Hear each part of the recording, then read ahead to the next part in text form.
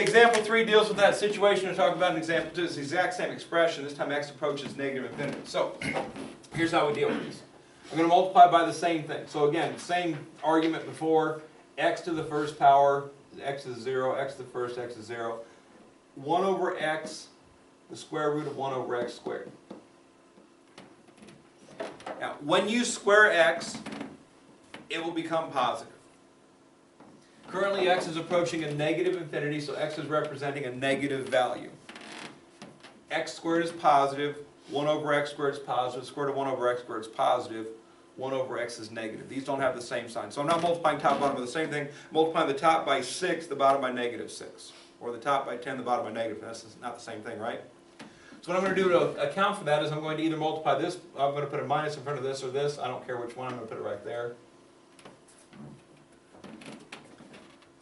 Know that when you take the square root of a number back in Algebra 1, when we got x squared equals 4, we got x equals plus or minus 2, right? There's a positive and negative square root of a number.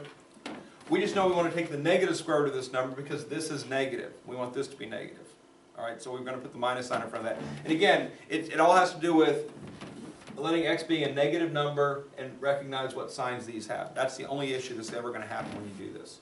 It only happens when radicals are present, so that's the only time you have to worry about it. And only even radicals even. If it's a cube root, then this is going to be, you know, whatever, and you'll be fine. So that'd be cubed, x cubed is negative still, now you get a negative answer out of it. So only even powers will you have to worry about that. Okay, once you establish the correct thing to multiply top and bottom by, then again it's the same situation. I'm going to let x approach negative infinity. And we're going to get the square root of, it's going to be 2 plus 1 over x squared, but it's going to be negative because minus times positive makes a minus.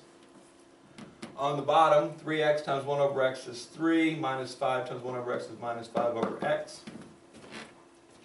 Now x is approaching negative infinity instead of positive infinity, but still, number over negative infinity still equals 0. Okay. 0, 0. If you want to get really technical about it, that's going to be negative infinity squared, right? That's positive. 1 over positive infinity makes positive 0. And 5 over negative infinity times negative makes positive 0 instead of negative 0. Which one's bigger? Neither. They're the same. So it doesn't matter. That's the only difference. If you're doing a negative infinity, you get a different sign on your 0, but 0 equals 0, so it doesn't matter. So that goes to 0, that goes to 0. We're left with negative the square root of 2 on top over 3 on the bottom. So just be cautious when radicals are in play. If x is approaching a negative infinity, you have to think through that process a little bit more. When we're doing the actual multiplications here, negative times positive makes a negative. 2 over x squared times 1, 2 times x squared times 1 over x squared makes 2. 1 times 1 over x squared makes 1 over x. Don't worry about the sign of things as you're multiplying. Just get the simplified expressions. 3x times 1 over x makes 3. Okay, x is canceled, 3 is left. Don't think about the sign there. Just make sure you get the correct signs here so that you get the correct sign on your final answer.